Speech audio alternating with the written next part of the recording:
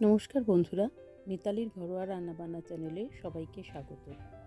আজ আমি বানাবো ধাবা স্টাইল ডিম তড়কা।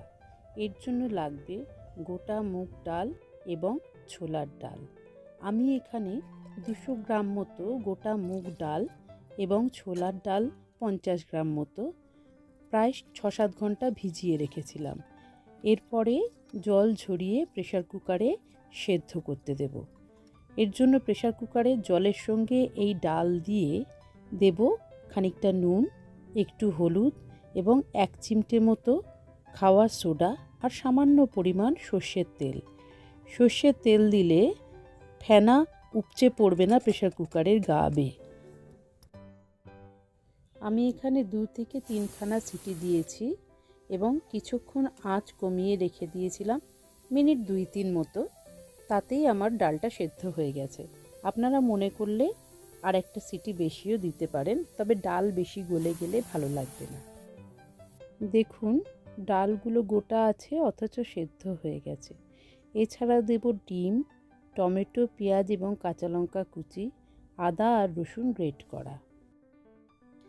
এর জন্য প্রথমে কড়া গরম করে দেব খানিকটা সাদা তেল এবং তাতে দেব 2 খানা ডিম সামান্য নুন দিয়ে ফেটিয়ে। এটা আমি ডিমের ভুজিয়া তৈরি করব।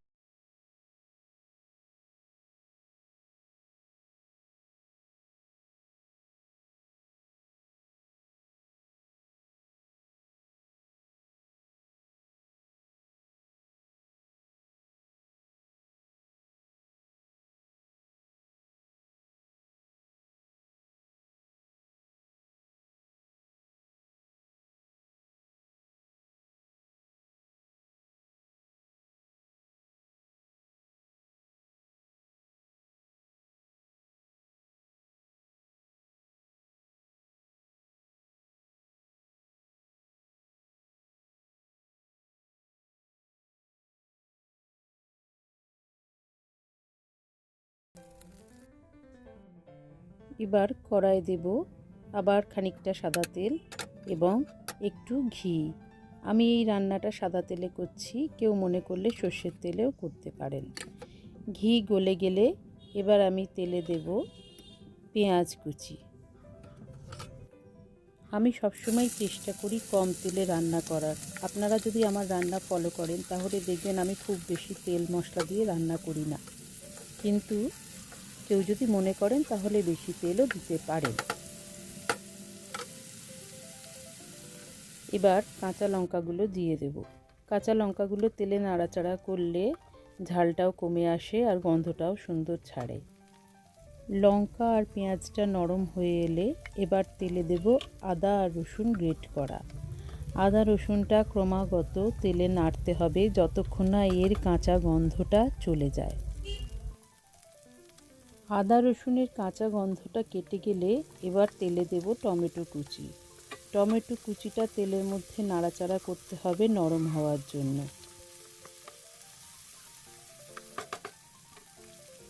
টমেটোটা খানিকটা নরম হয়ে এলে এতে দেব পরিমাণ মতো নুন, একটু হলুদ, একটু লঙ্কার গুঁড়ো, একটু কাশ্মীরি লঙ্কার গুঁড়ো, এটা সম্পূর্ণ রং হওয়ার জন্য, আর একটু তড়কা মশলা পাউডার, বাজার চলতি পাউডার, যেটা যে কোনো দোকানেই পাওয়া যায়।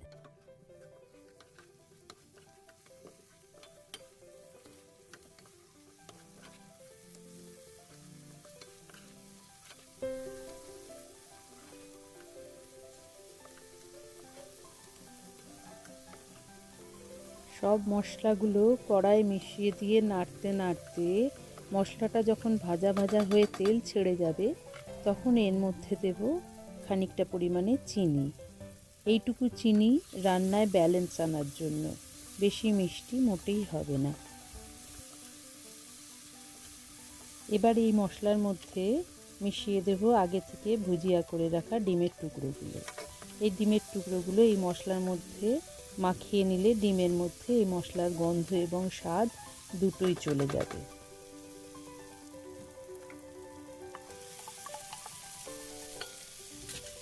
এবার এতে মেশাবো সেদ্ধ করে রাখা তরকার ডালটা ভালো করে মশলার সঙ্গে মিশিয়ে দিয়ে একটু ঘেঁটে